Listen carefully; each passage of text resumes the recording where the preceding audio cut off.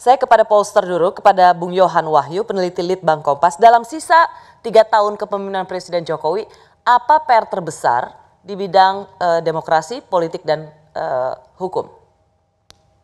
Kita lihat hasil survei memang secara umum memang relatif stabil, meskipun kalau kita bandingkan dengan survei April ke Oktober memang hukum dan politik memang cenderung menurun ya. Jadi 3 tahun ke depan ini memang menjadi waktu bagi pemerintah untuk mendesiminasikan apa-apa yang sebenarnya menjadi komitmen pemerintah atau dalam hal ini negara terhadap demokrasi dan penegakan hukum. Karena ini penting ya, ketika kita lihat di hasil survei pun sebenarnya masyarakat memberikan harapan ya. 64% responden itu menyatakan yakin pemerintah ini akan bisa bekerja lebih baik ke depan 3 tahun tersisa. Ini modal yang sangat kuat sebenarnya. Ini modal sosial kapital yang cukup baik bagi pemerintah ya. Ketika kita berupaya untuk membangun demokrasi di satu sisi, di sisi yang lain juga menegakkan hukum gitu. Karena dalam konteks demokrasi saat ini kan seperti yang kita lihat perbincangan hampir 1,5 jam ini ya, saya lihat memang kalau kita lihat jangan-jangan kalau masyarakat yang menonton perbincangan kita di survei itu hasilnya juga tidak akan jauh beda dengan survei yang sudah dihasilkan SMRC dan Litbang Kompas gitu, Mbak. Maksudnya nggak bedanya gimana, Bung Wahyu? Dalam konteks demokrasi sebenarnya kan yang ada itu kan voter ya, pemilih. Tapi dalam konteks demokrasi di era digital saat ini melahirkan lover dan hater gitu ya. Saya tidak ngomong siapa hater siapa lover gitu ya, dalam konteks sosial media saat ini.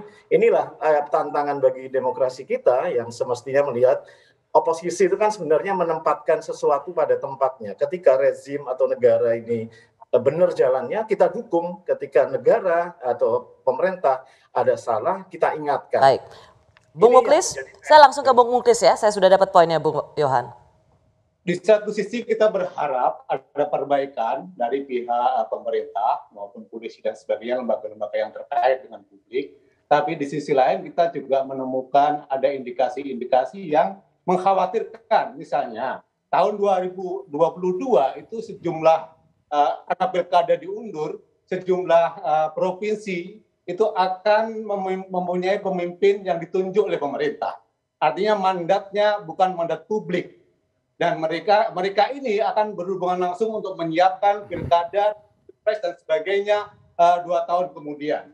Ini periode yang kritikal karena terkait tadi itu kita punya indikator-indikator yang terus memburuk di bidang kebebasan sipil dan sebagainya. Jadi cukup mengkhawatirkan, Rosi. Mudah-mudahan kita bisa menjalaninya secara baik. Ya, cukup mengkhawatirkan, Prof. Edi. Apakah sinyal itu Anda tangkap serius?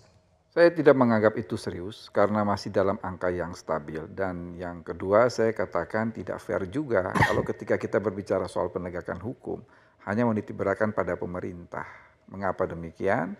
Dalam konteks penegakan hukum kita akan bersinggungan dengan kekuasaan yudikatif.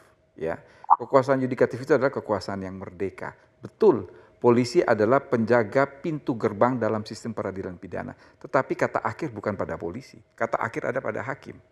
Ya, jadi kalau dia memproses suatu perkara dan kalau hakim mengatakan bahwa itu tidak memenuhi unsur kan bisa dibebaskan. Ketika hakim membebaskan pelaku atau melepaskan pelaku dari segala tuntutan hukum, itu sama dengan melemparkan kotoran kepada aparat penegak hukum yang lain. Dalam hal ini adalah polisi dan jaksa. Tetapi ketika mereka meneruskan perkara dan memang diputus bersalah oleh hakim, itu adalah penilaian hakim. Ini yang saya mau katakan, keliru kalau, atau saya mau mengatakan kita tidak fair. Soal penegakan hukum tidak bisa 100% diserahkan kepada pemerintah. Karena ada kekuasaan yang bebas merdeka yang turut menentukan penegakan hukum itu. Yaitu ada di lembaga yudikatif. Yap.